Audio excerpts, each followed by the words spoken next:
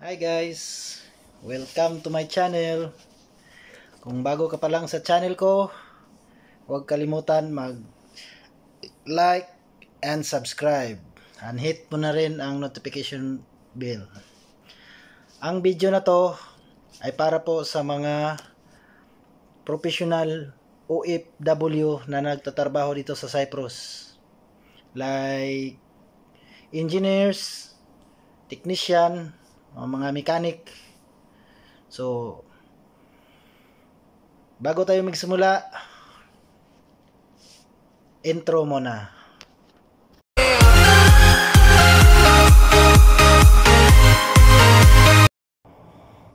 Hi guys, ito na.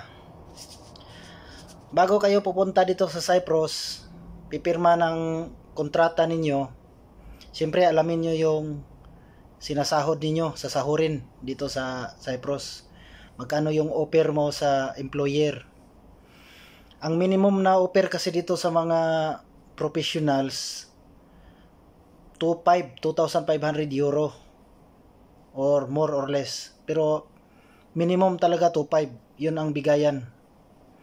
So, ngayon, yung 2,500 na yon, tanungin mo siguro, panigurado, para sure ka, tanungin mo yung employer mo kung libre ka ba sa bahay or hindi. Kasi pagdating mo dito, baka mabulaga ka. Ang daming mga kaltas. Kasi hindi katulad ng ibang bansa, iba-iba kasi, every country may mga tax, pero iba-iba yung mga kaltas. Dito lang kasi parang mas malaki kaysa kumpara natin sa iba. Iwan ko sa ibang part sa Europe. Kasi ang mga kaltas dito, halimbawa, yung sahod mo 2,500, kakaltasan kanya ng tinatawag nila dito na social insurance. Yung social insurance, ang kaltas dito is 8.3%, which is 207.5 na yan.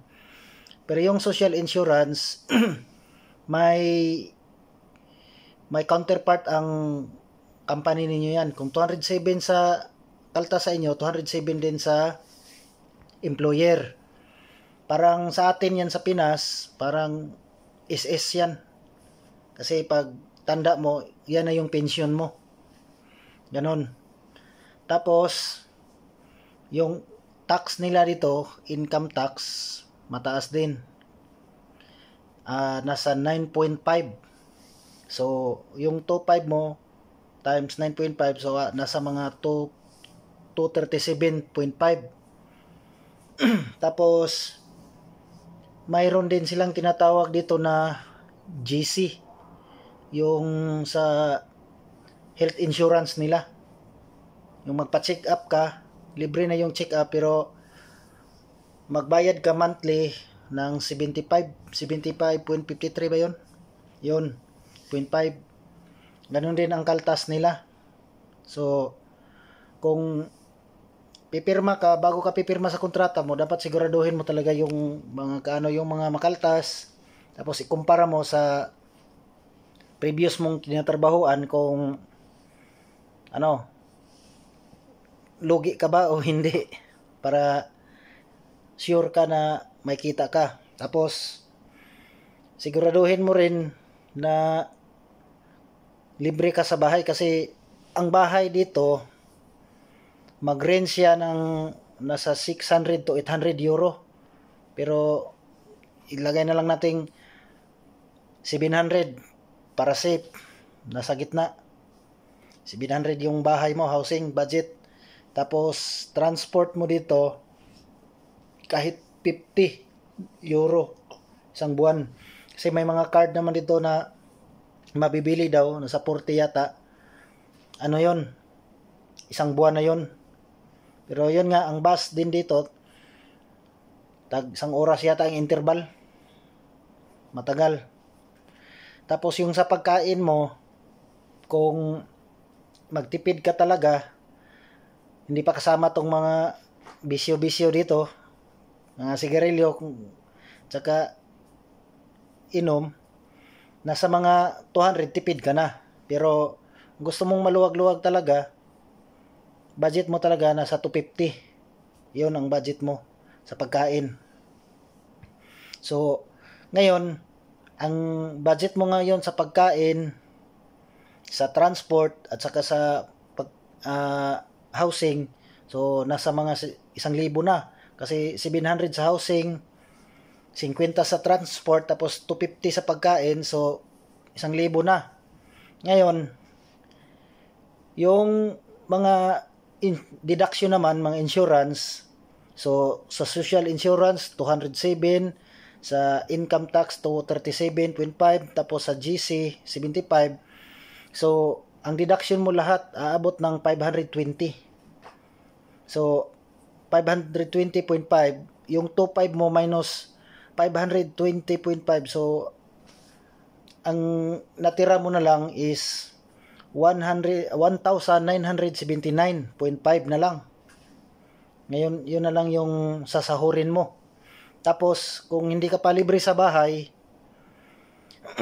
may kaltas ka pa yung 1,900 mo, kaltasan mo pa ng 1,000. So, ang natitira mo na lang, nasa 979.5.50.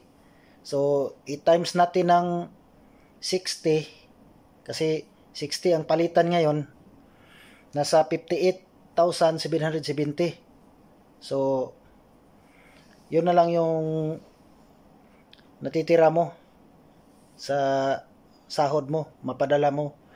So, ngayon, compare mo ngayon yung sinasahod mo ngayon kung saang bansa ka man, bawasan na ang tax, saka mga benefits. Siyempre, sa ibang bansa naman, kahit saang bansa ka sa, yung mga insurance, kasama na naman yun. Mayroon din naman.